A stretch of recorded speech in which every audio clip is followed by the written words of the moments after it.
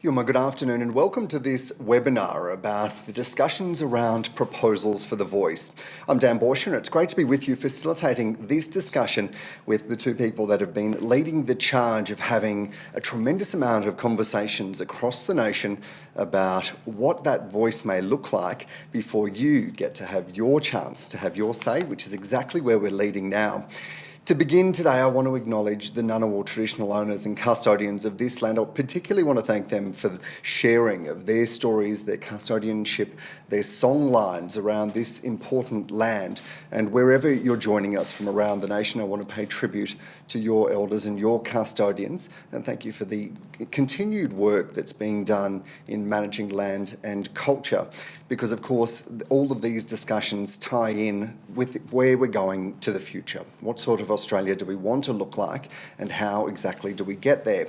Today, I'm very thrilled to be joined by Professor Marcia Langton, AO, and Professor Calma, AO, to discuss the Indigenous Voice proposals.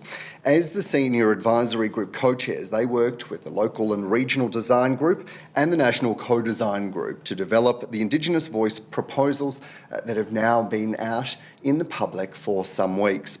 Among these three groups, there were an incredible group of 52 co-design members from right around the nation, from a whole range of different backgrounds with so many different skill sets as well.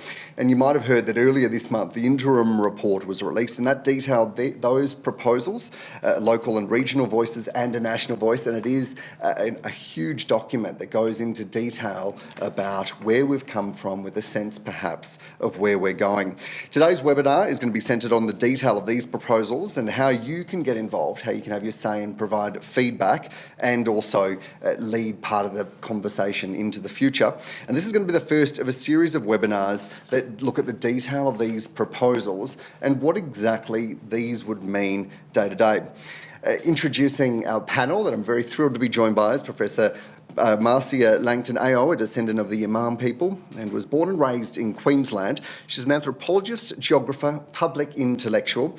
Professor Langton has held the Foundation Chair of Australian Indigenous Studies at the University of Melbourne since the year 2000, is a Fellow of the Academy of Social Sciences of Australia, a Fellow of Trinity College in Melbourne, and an Honorary Fellow of Emmanuel College at the University of Queensland.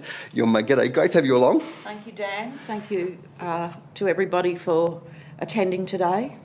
Great, and we're going to be having some great conversations very soon. Professor Tom Calma is a Kungarakan and Iwaja heritage from the Darwin region. He's the Chancellor of the University of Canberra, a Professor at the University of Sydney, the National Coordinator for Tackling Indigenous Smoking, and has also served as Race Discrimination Commissioner from 2004 to 2009 and Aboriginal and Torres Strait Islander Social Justice Commissioner from 2004 to 2010. And he's here. G'day.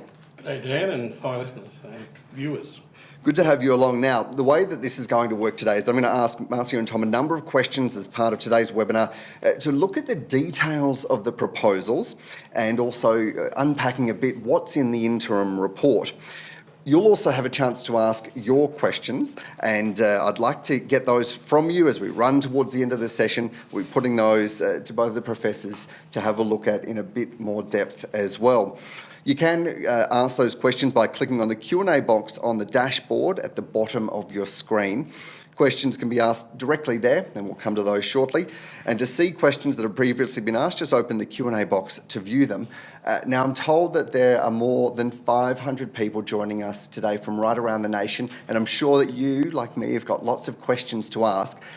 Of course, we're not going to be able to get to all of those, unfortunately, because of time constraints. But if there are questions that we can't answer today and that aren't covered off online, then the team will be looking at answering those and uploading a frequently asked question section to the website. So I just want to let you know that that might happen. We might not get to all of those questions. But without further ado, let's get into it. We know that there have been plenty of processes in the past, and in this report there's been an extensive body of work done looking at the key Indigenous local, regional and national models and structures. So I thought that was a good place to start. Professor Langton, based on that, how do we get to this point?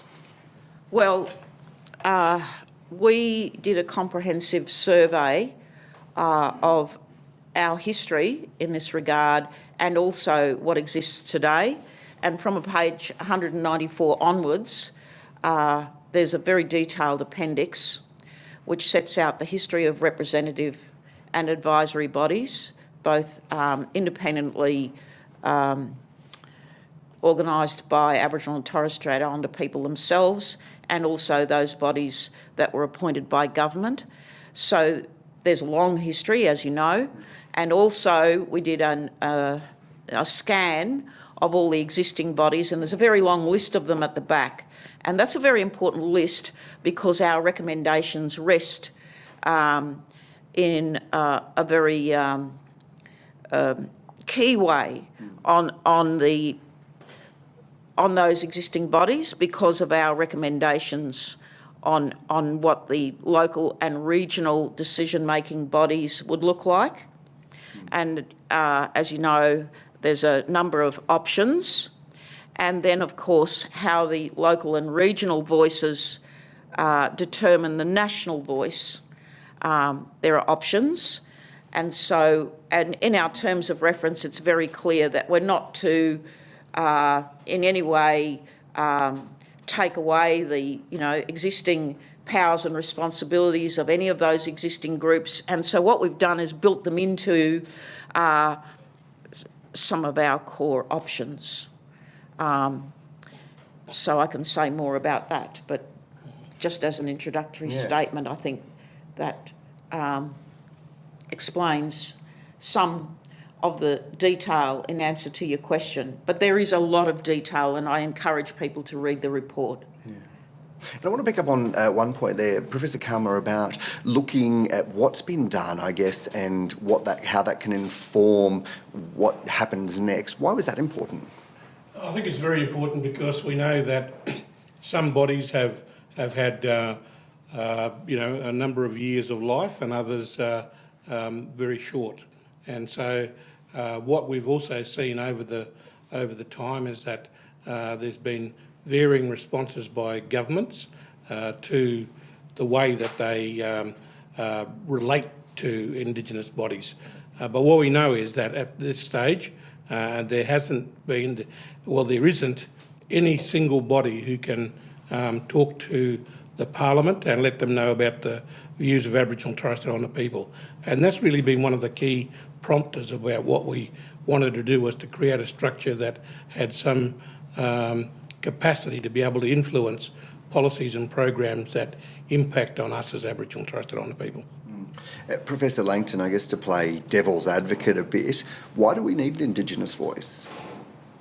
We didn't argue the case for an Indigenous voice because it's pretty clear that that case has been argued repeatedly in a number of reports.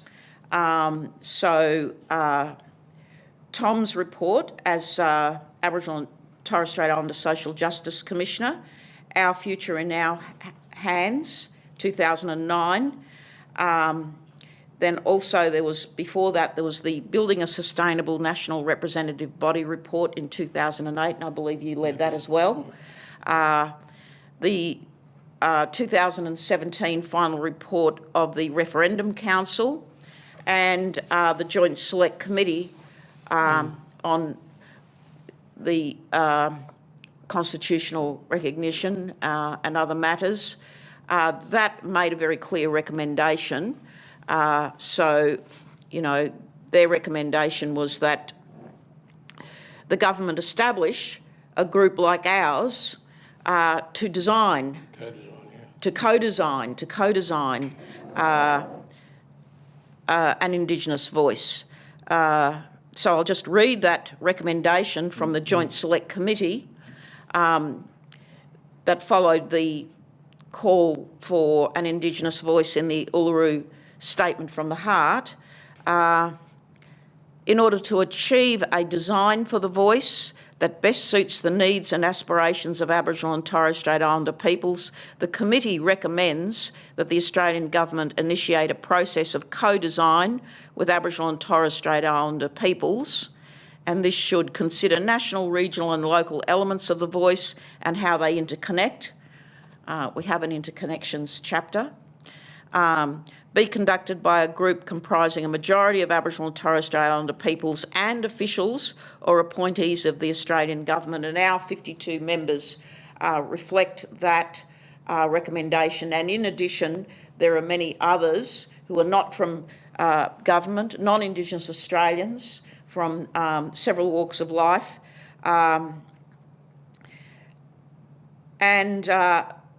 The co-design process should be conducted on a full-time basis and engage with Aboriginal and Torres Strait Islander communities and organisations across Australia, including remote, regional and urban communities. And now we're into the consultation phase, and that's what we're doing now. Outline and discuss possible options for local, regional and national elements of the voice, including the structure, membership, functions and operations of the voice, but with a principal focus on the focal bodies and regional bodies and their design and implementation. Consider the principles, models and design questions identified by this committee as a starting point for consultation documents and a report to government. So we reported to government last October.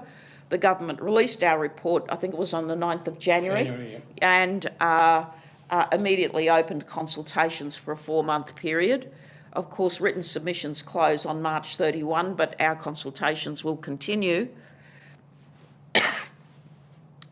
So there is a summary of our recommendations starting at page 16 of our report. There's a 4-page diagrammatic summary of our recommendations, and it's very important that people understand the options that we've presented, because we haven't made final recommendations on everything, and we want to hear what people think about Model 1 or Model 2 for a national voice, that is structural membership or a direct election. And obviously the structural membership relies very much on the principle of people in their local areas and their regions making decisions for themselves about how this works.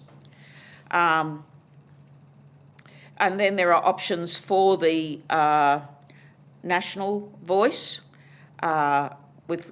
on core membership numbers.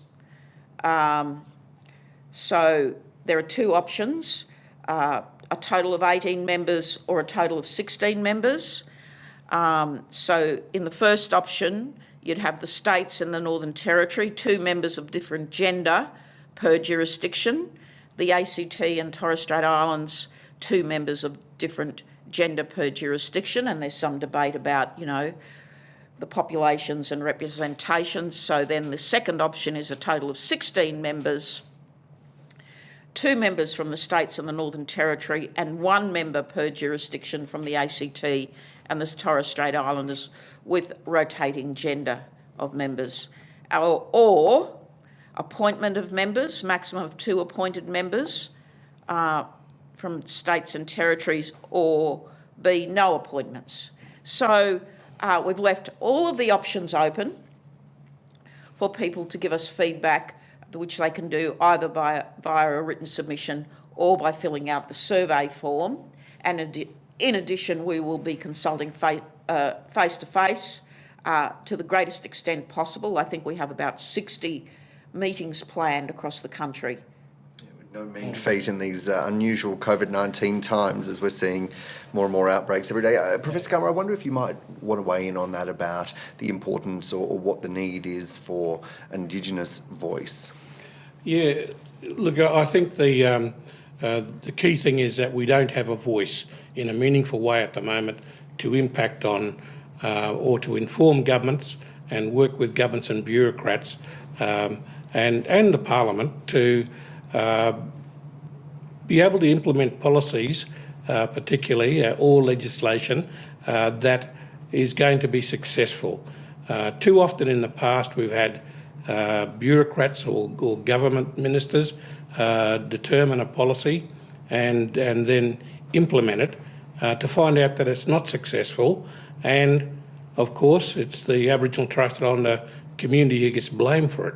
And our position is that if we were involved at the outset, it would have been designed a bit differently, and there's got a better chance of success.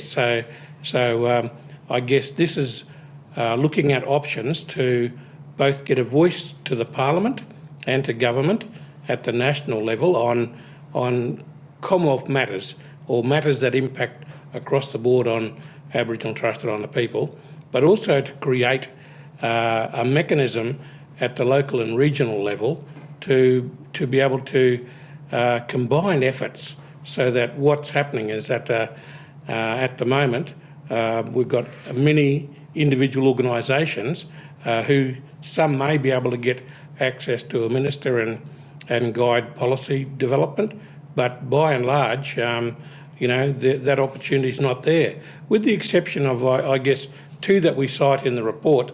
One is the Torres Strait and the Torres Strait Regional Authority, and the other is the ACT Indigenous Representative Body, who have those relationships with the governments, Commonwealth and with the ACT government, to ensure that we are involved in policies that impact on us. So that's the primary driver of this, and as Marcia had said, this is not something that's just come about. This has been a call dating back almost from the day of colonisation, and that we've been trying to get a meaningful approach, and there's been a number of attempts in the past, a number of major reviews and reports, and what we've done now is to look at all of those, work with a whole range of Aboriginal and Torres Strait Islander experts and some non-Indigenous Australians working with us to come up with a number of models that we presented to government in our interim report, that we call that stage one, that we now move into stage two, and that's to go and work with the community to test those models.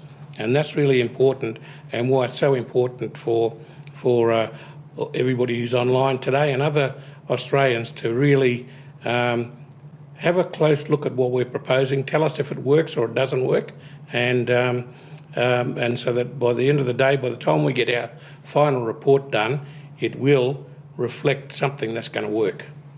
Yeah, thank you. And as you pointed out, the report is available online. There's also a couple of ways that it's been distilled into a conversation guide, into different executive summaries and the like. So there's lots of ways to, I guess, dissect and have a look at that information. Professor Langton, you touched on a bit of the national component a moment ago when you were last responding. I wonder if we might go to the local and regional voice. How would that look, or how could that look on the ground? Well, we've left that pretty much entirely to Aboriginal and Torres Strait Islander people to tell us how it should look, and hence the options that we've presented. I think what we've done is consider all of the available options and distill them down to the ones that we've presented here. So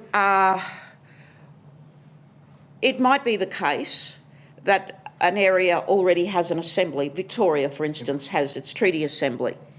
The Torres Straits have their Torres Strait Regional Authority, and there are other areas, the ACT, Tom has mentioned, that also have assemblies that already exist.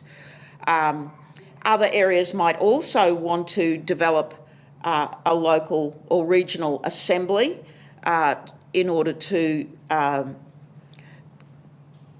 deliberate on their local and regional issues and to elect or appoint a member or two members to the national voice.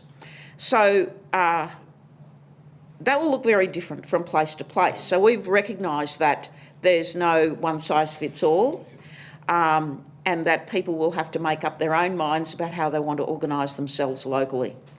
And I guess that depends on where you are in the country, whether you're urban, regional, how people communicate, whether it's easy to get people together physically or not. Yeah, exactly. And in that very long list of existing organisations in the back of our report, you'll see, for instance, that there are at least two in New South Wales, and also the Moody Parky arrangements. So New South Wales people are going to have a discussion about their existing bodies and how they want to include those into these arrangements. Do they want to have a New South Wales Assembly, or do they, want to go about it in a different way?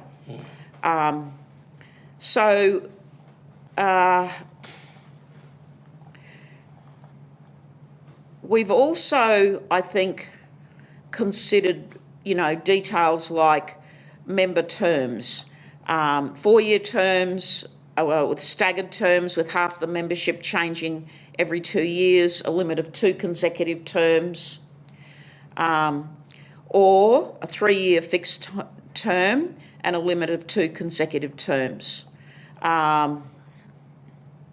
We've also recommended that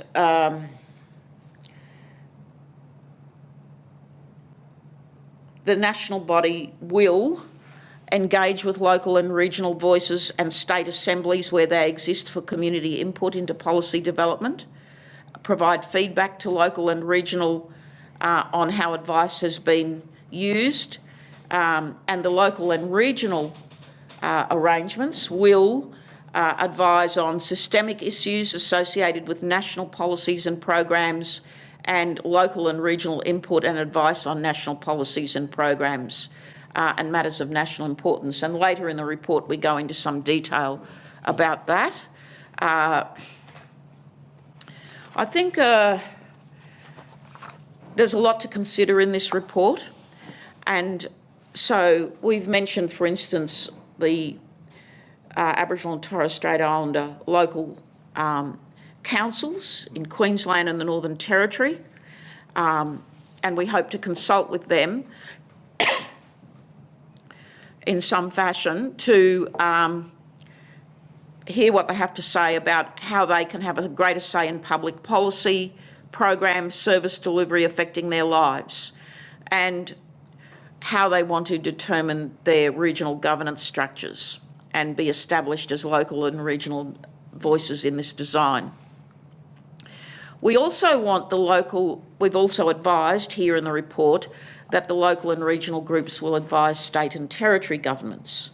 So we want to see all Australian governments involved in this, because many of the programs that affect Aboriginal and Torres Strait Islander people are determined, funded and implemented by state and territory governments, not by the Commonwealth Government.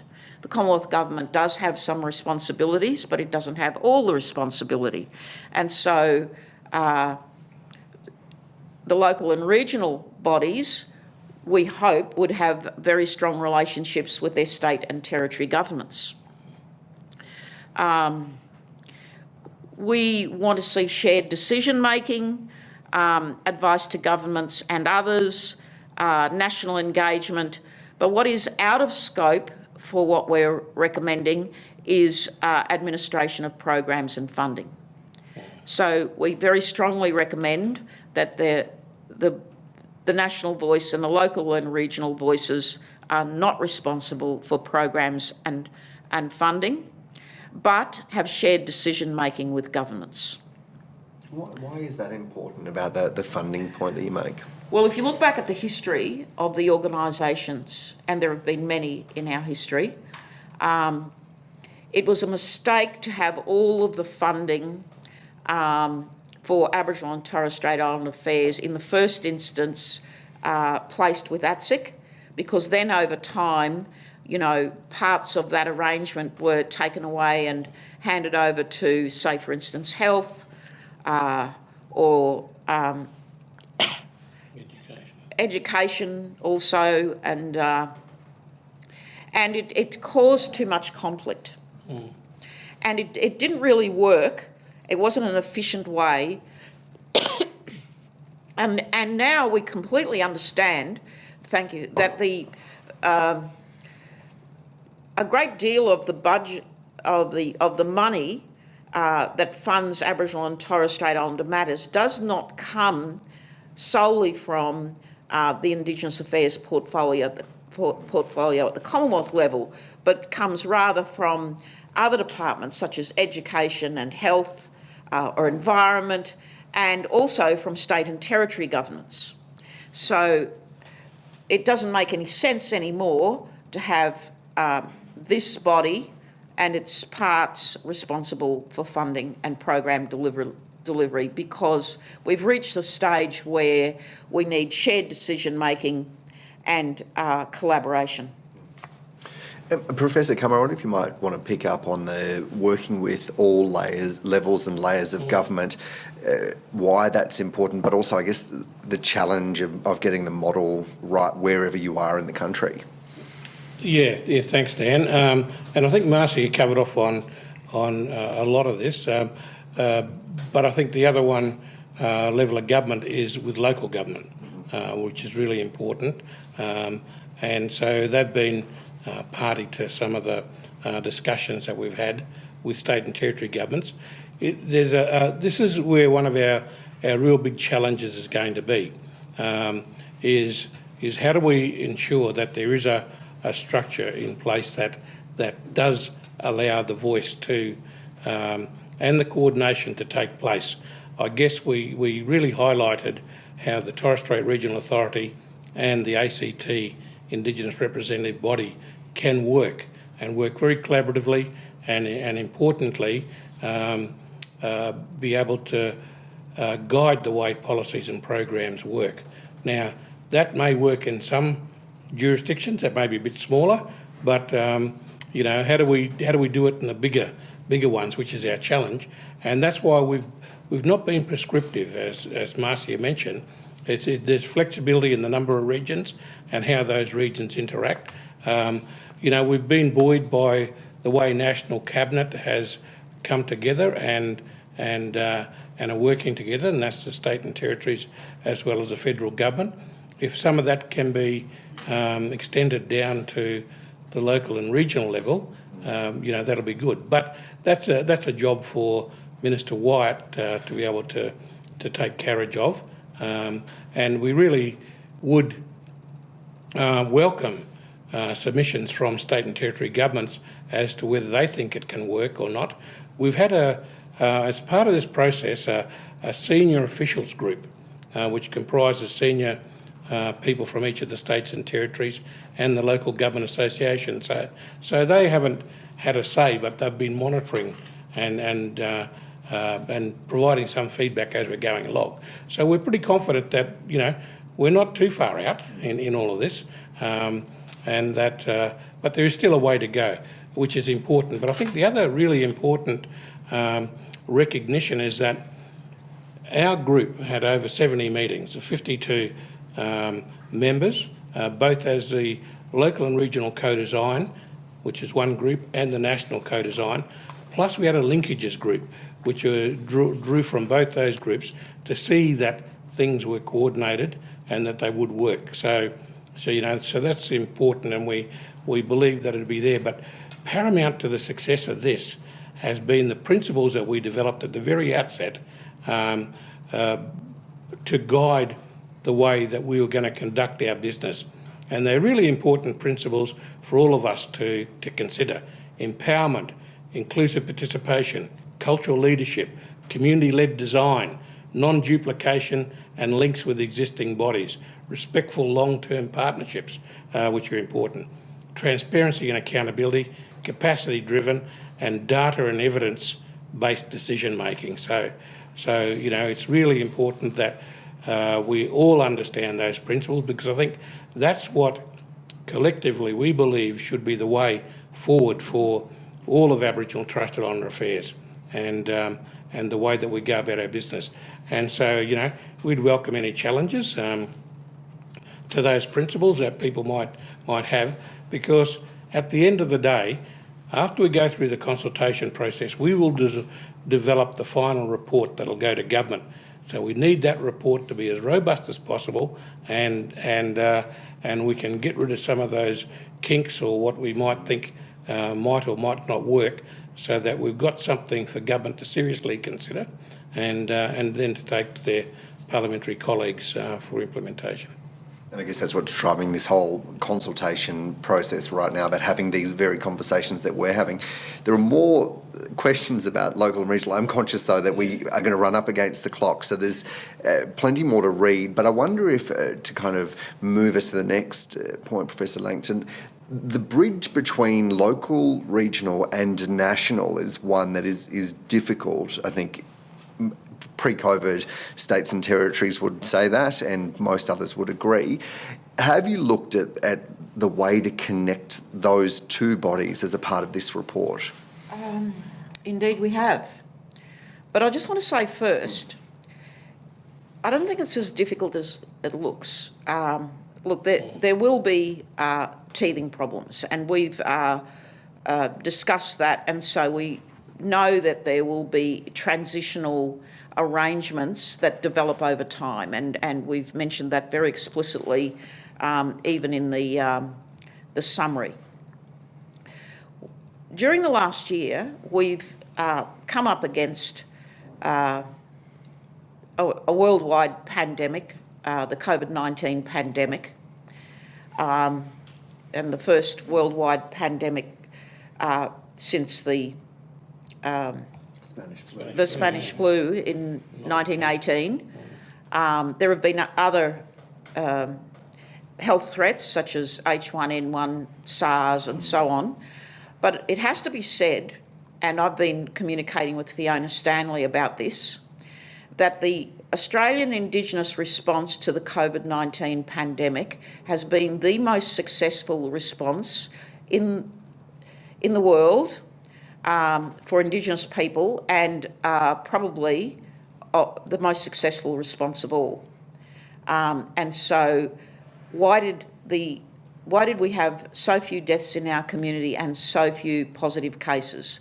Because we already have an extraordinary network of local and regional bodies who immediately collaborated, and our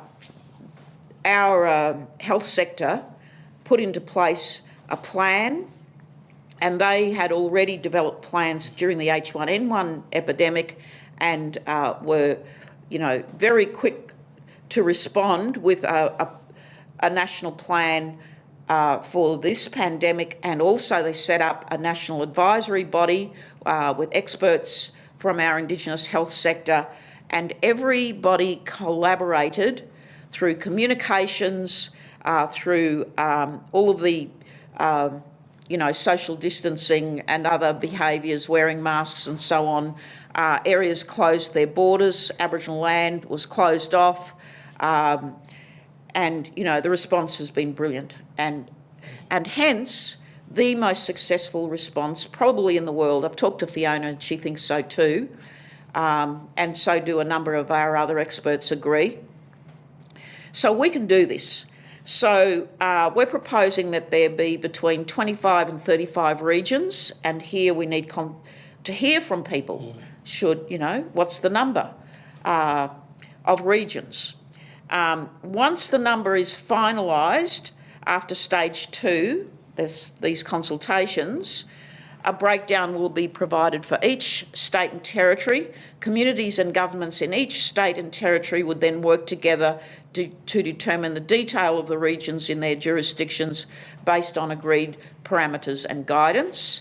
And then there'd be a transition to voice structures. So we say transition pathways will look different in each community and region depending on the extent of any existing arrangements that can be built on.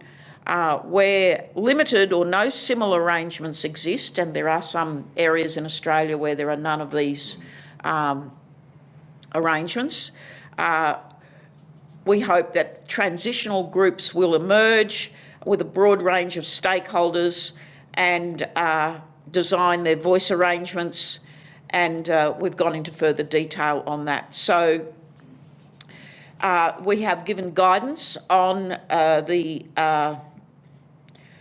advice of the local and regional bodies to the national voice. So they would advise only on national matters of importance. But we've also given advice, for instance, on the recognition of these local and regional voices. Recognition will be based on meeting minimum expectations, and we've set those out in the report. And they go to the principles that Tom just mentioned. such as, inclusive participation, cultural leadership, community-led design, capability-driven and so on. And details of the local or regional mechanism, either through an independent panel assessment or joint assessment between communities and the relevant governments, will be developed for the final report. We've also provided options for dispute resolution, decision-making protocols. So, for instance, the question of a majority versus consensus comes up. In some areas, people like to have a majority. In other areas, say where, it's based more on cultural authority, people prefer a consensus. What do the local and regional areas want? What do people want? Nomination, eligibility of members, fit and proper person, codes of conduct, etc., will be progressed during stage 2. So we've recommended an ethics council in order to allow for the development of a system so that nominees have the legitimacy and the standing that won't be questioned and bring the arrangements into disrepute later. But also, in order for this system to have authority, there would have to be legislation at the Commonwealth level with formal agreement by state, territories, ideally through matching legislation, and local governments, and options to be developed during stage 2 and finalised after the final report. So there's a lot of work for people in the regions to do to consider all of these issues. And again, I say, please read the report and think about these matters very carefully. Have meetings and give us advice on the questions that we're putting to you. And you're right, there's so much detail in there. Professor Calma, on that, jumping then to the national body, Professor Langton mentioned that there could be a model of 16 members or 18 members with a number of different avenues of how to get those members in. What would that group actually be doing? The group would, I suppose, have a number of functions that we've identified. In essence, it will be a way to engage with the Parliament of Australia to keep them informed. A lot of this is premised around good working relationships and partnerships, and because it's not a body that's going to have veto rights or any of these other things over government policies, but it's one that we expect will be able to develop a relationship with the Parliament, with the government and with the bureaucracy and the multiple bureaucracies that exist across the nation. As Marcia mentioned, the majority of money in Indigenous affairs comes out of the mainstream, like about 90% of the money is out of the mainstream. So it's how do we engage with the mainstream, make sure that the policies, as they're being developed, are really founded on what Aboriginal and Torres Strait Islander people believe, and then it extends on to even providing advice on, at a program level. And a lot of this will happen, seamlessly with the relationship. The relationship with the Parliament could very well be when, and we've said this in the report, that if there is legislative changes being proposed that relate directly to Aboriginal and Torres Strait Islander people, and we talked about major legislation like the Native Title Act, or you've got some of the Northern Territory and the APY Land Rights Act, Maralinga and so forth. They're all Commonwealth Acts, Jervis Bay, and others to do with legislation to do with race that specifically impacts on us. Then we would expect that government would be and the Parliament would want to engage with us to get our views on it. Then there's a whole range of other legislation that goes through that impacts on Aboriginal and Torres Strait Islander people, but because this body that we're proposing is not a monster bureaucracy, it's a small, hard-hitting a body we would look at those legislation proposals that impact on us the greatest, and so then the challenge is getting our views expressed, and hopefully the way policies developed at the bureaucratic level first. When it's starting to be considered before it even goes up into the government or to the parliament, that we're involved, but also how do we then engage with our key stakeholder? The key stakeholder at the national level are the local and regional levels, because that's where the people are based. And so we'll have a mechanism to be able to engage with them, and we'd really welcome any suggestions on that mechanism, so that we're getting the voice of Aboriginal and Torres Strait Islander people from the grassroots level all the way up to the parliament, and that's what the voice is premised on, to make sure that we're meaningfully engaged in that policy development. And look, that's no different to what we'd expect in mainstream. When you've got a major disaster, the government doesn't make decisions for the people in those communities who were impacted on.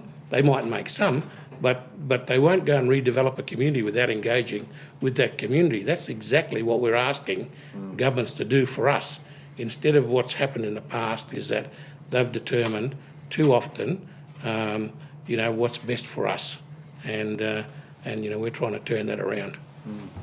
Thank you. There's a lot more again to discuss in this area, but I think we might move on to some questions now, because this has prompted a lot of discussion. And as I mentioned, there's a whole comprehensive report and lots of detail there, and you're going to be having a lot more of these sort of webinars and discussions going forth. Dan, just on the report, it is, a big report, but what's really important is for people to look at just the forward and the executive summary, and that really gives you a really good feel about what the report's about. Then you can go and drill down if you want to know more about local and regional and what might work or what mightn't work.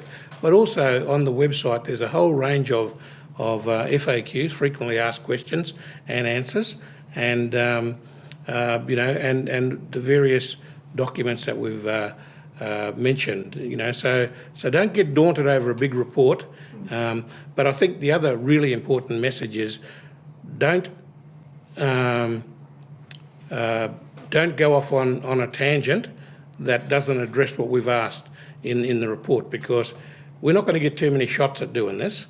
And so it's really important that this one, which has got the government's ear and the parliament, parliamentary members have been, generally supportive of this move. Let's capitalise on that rather than to run off on various tangents and miss the boat. Professor Langton, we've got a couple of questions in about, I'll just kind of loosely clump them as I can so we can try and get more answered. One are consideration options of a direct voice to Parliament, not via Minister and Government. Okay, so look, if you've been in the policy field, you know that there is no hard and fast border, whether you're at the state level or the federal level, between, this stage of policy development and the next stage of policy development. There's, it's iterative. And it's a bit like this report. In order for Aboriginal and Torres Strait Islander people to have a voice, we need a majority view that is persuasive, that will convince the Parliament, that will legislate for this schema, to be convinced that, this has the support of the majority of people. And so we've been very specific, and you can see in our executive summary on Parliament and the Australian Government, we say Parliament and the Australian Government obliged to consult the national voice on a narrow range of proposed laws which are exclusive to Aboriginal and Torres Strait Islander people and would be expected to consult on a broader component. Parliament and the Australian Government to engage as early as possible, as Tom has already said, in development of policy and laws, and the obligation would be non-justiciable, in other words, you can't take it to court, nor affect the validity of any laws, and that was the criticism of previous reports like the expert panel report. And we've been very specific about tabling advice in the Parliament, so advice must be tabled on issues that have been referred to the National Voice. Informal advice would not be tabled in Parliament, that is. Another way that the Voice would work is that the Parliament might establish a parliamentary committee or a new parliamentary committee to examine engagement and consideration of this advice. And there would be a statement of consultation provided with bills addressing engagement with a national voice. So I think this is the first time in history that we've had such a very specific outline or definition of how the advice would work. And there's more detail in the report. Because there are a couple of bodies in the, and it's understanding the development of legislation, I guess. Doesn't happen in the Parliament. That's where it gets signed off. There's a whole lot of effort goes in before it even, gets into the Parliament. And but there's a couple of existing bodies, like in the Parliament at the moment. There's a bill scrutiny a parliamentary committee that looks at all bills to make sure that it complies with our obligations, that it doesn't conflict with other legislation and that sort of stuff. And there's also a human rights parliamentary committee that looks at any legislation that's proposed to make sure that it does comply with our human rights obligations. Now, they're existing bodies, and what we've proposed is that, if the Parliament is, and I say Parliament because you need both houses to agree to this, or both houses, and we could establish one that's specifically for, providing advice on whether it conflicts with Aboriginal and Torres Strait Islander views, but also whether Aboriginal and Torres Strait Islander people are being consulted in this process. And so it's a bit technical, but I think it's quite workable. And don't forget that there are areas that are never legislated. So a lot of policy is never legislated, but it's tremendously critical policy nevertheless. But what is legislated, of course, is the budgetary allocation. So, there are several processes in Parliament where Aboriginal and Torres Strait Islander advice is required. Take, for example, ranger programs. Dearly beloved throughout Aboriginal and Torres Strait Islander Australia, absolutely essential for conserving our environments and keeping healthy environments, the whole caring for country movement across the country. We have, I think, about 1,200 rangers across the country. We have ranger programs, we have Indigenous protected areas. Now, much of that is not legislated, it's policy. What is legislated are the funding arrangements. So, there are a lot of ways in which advice will be required, not just on laws, but also on policy. There was a question here, how will internal disagreements be resolved? Will the body operate on a majority or a consensus basis? I think that came through just before you got to that, but that is detailed in the report, so we don't need to go over that one. Does the regional model accommodate cultural regional societies that transcend state, territory, local government jurisdictions? And I suspect that one is talking about areas that might be cross-borders or cross-local government areas and the like. Well, we do have a recommendation on cross-border arrangements. I can't find it right now, but basically we want to accommodate those cross-border arrangements, and that's precisely what we need advice on in submissions. Mm-hmm. But there are also cultural groups out there, tribal groups that make decisions, on for their membership. So it's also making sure that their view is respected, particularly if it has a broader implication, and like the cross-border situations. You look at the APY lands, as an example. And I just want to point out there's a couple of messages coming through thanking you both for the work that you've been doing, leading these conversations, leading that extensive work of the 52 people, but also then these conversations. So I think that's just worth noting, and people asking if you're going to continue to be involved. Also questions about the structural membership and whether the different models and whether there's a view about what would work best for the local, regional and then the national. We've been very, very conscious of not wanting to prescribe what it'd be like. We've put up a number of models to be considered. We think that they can all work in either standalone models or a combination. And this stage of consultations and the feedback is really where we're hoping that we'll get, people on the ground to come back and give their view.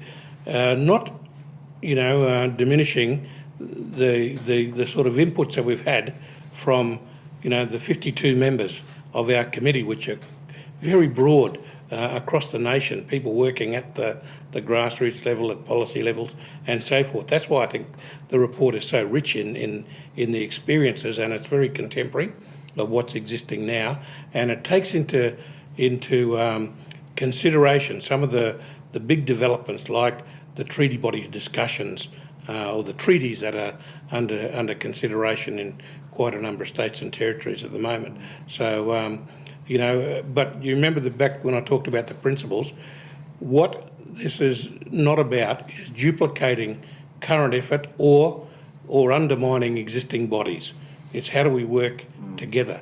But we should also remember that, not every Aboriginal Torres Strait Islander person is a member of an Aboriginal organisation or a group. There are, a lot who want to have a say but don't have a say.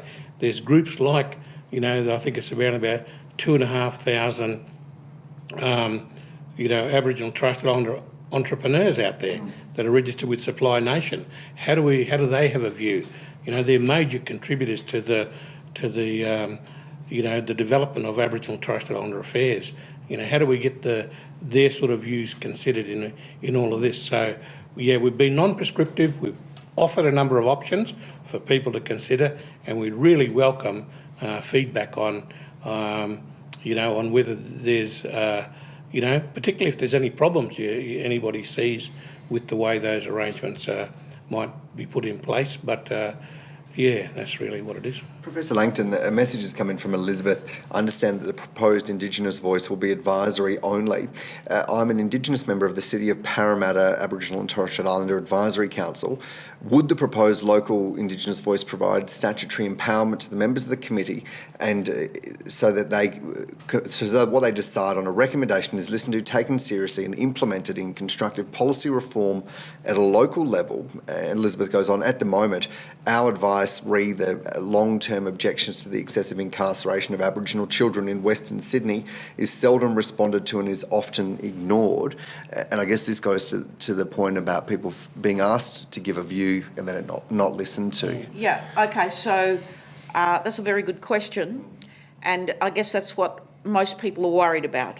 So we have recommended that state and territory jurisdictions mirror the legislation that we've recommended at the Commonwealth level for the National Voice and its local and regional voices, be they assemblies or some other arrangement. And so, as I said, we've defined how advice would be given. So on bills, it would be tabled in Parliament. Informal advice is not tabled. We advise that there should be a new parliamentary committee to examine engagement and consideration of advice, and a statement of consultation provided with bills addressing engagement with a national voice. Now, that could all be mirrored in state and territory legislation.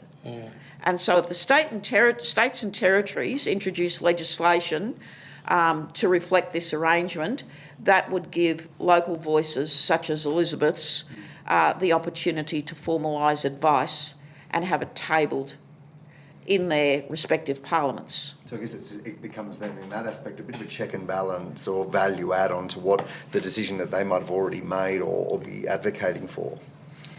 And, you know, no government has allowed for anyone to have a veto. Our Constitution doesn't allow for anyone to have a veto.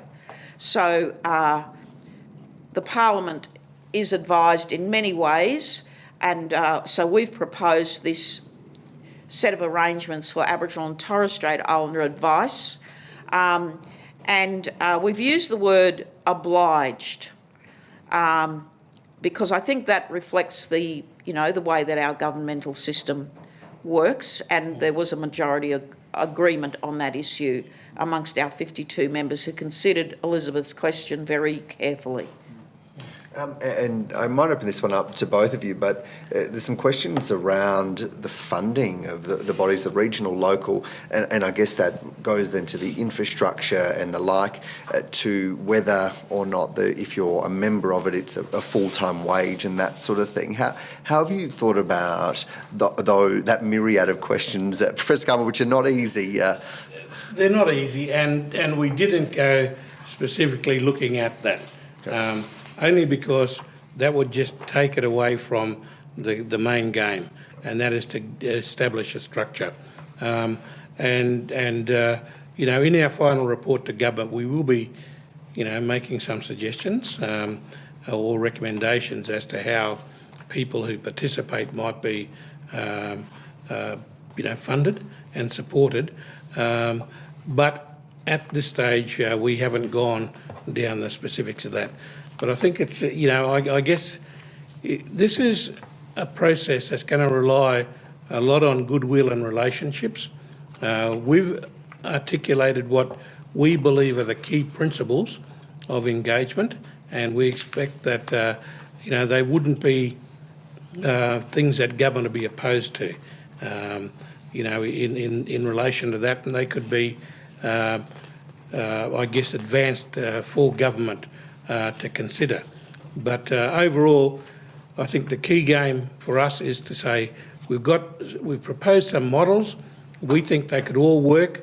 They could work standalone, or they could work in some hybridised model, and that's what we hope that the inputs from the community will guide us in the final report.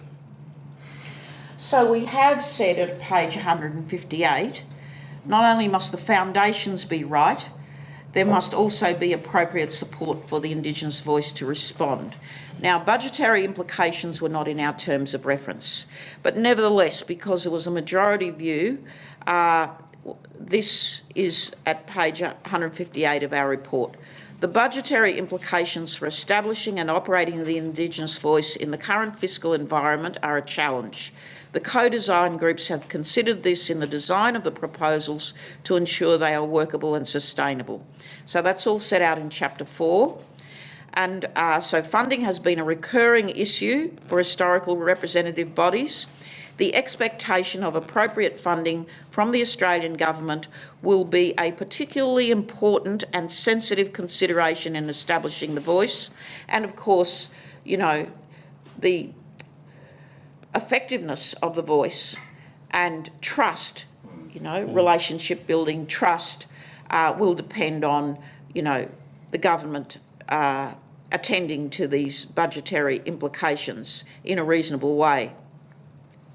And so, most of the people amongst our 52 members have been through this before and recognise that the risk is that the Indigenous voice arrangements have the potential to be abolished in the future, and of course funding can be limited or withdrawn.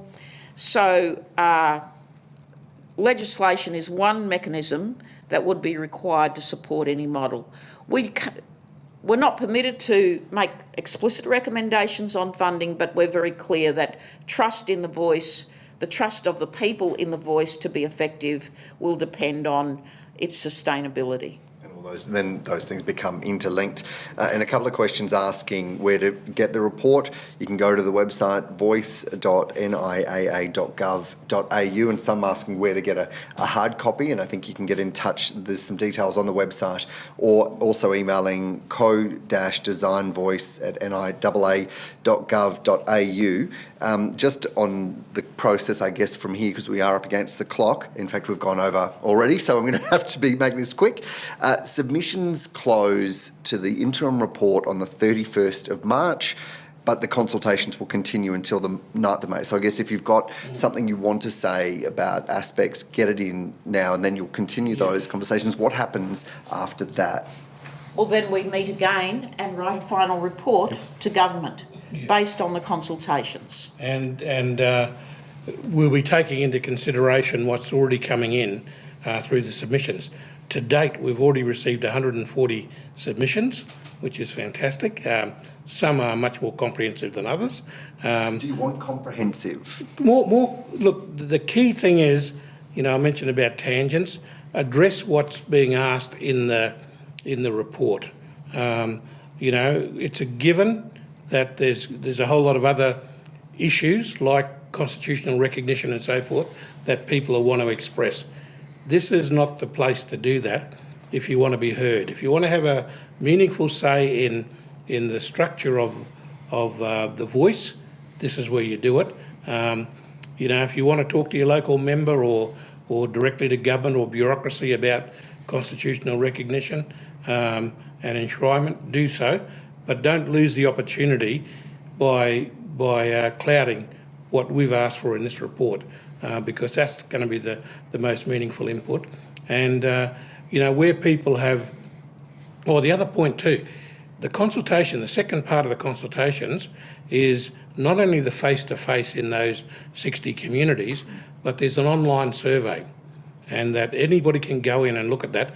We've already received around about, over 250 surveys completed, and that'll be responding to those specific questions. So that's a great opportunity for people to have a say that way, and just to keep an eye out when we're going to be visiting, maybe the community where you're at. But don't forget that this process is one that's got a limited time frame. End of May, by the end of June, we hope to have a final report to government to be able to consider. But, behind the scenes there's a lot of work being done. The parliamentary committees, Minister White's leading and discussions with state and territory bureaucracies are all happening at the same time.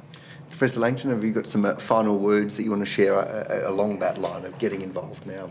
I'm working my way through the submissions that we've received that are being published online. You can choose not to publish your submission if you like, but we will read them in any case. I'm looking forward to reading more submissions, and I do hope that people, as Tom says, address themselves to the options that we've put, because these are critical to how your answers are critical to how we will finalise our report. Well, thank you. Sorry, did you have Just very quickly, what we didn't mention, but we'll be having some standing committees on to be able to get the views of people with disabilities, and youth are really important. So we encourage people to, and people from the LGBTQI community will also have an opportunity through committee. And just finally on that point, there is also, I noted in the report, an aspect about both bodies being able to set up committees for if there are specific areas that they want. Or expert advice. Or particular Yeah. advice, yes. So there's lots of detail on that as well.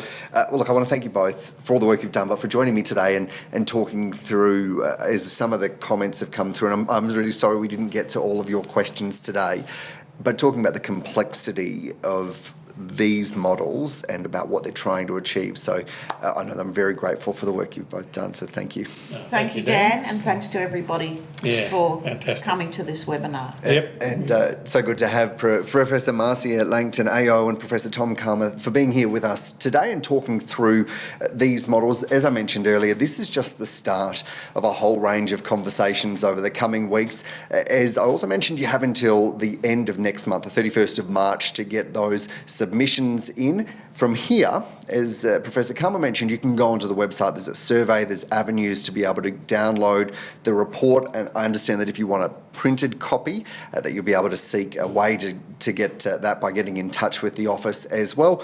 And that's all at voice.niaa.gov.au. And there's also heaps of resources there about breaking down the information into different ways, a communication package, as I mentioned earlier, a whole lot of question and answer sections as well. So there's plenty of detail there. I would encourage you to go and have a read through all of that and stay in touch and do get your voice into the mix, because as we've heard, this is about the voices of Indigenous Australia. Yarra, thank you.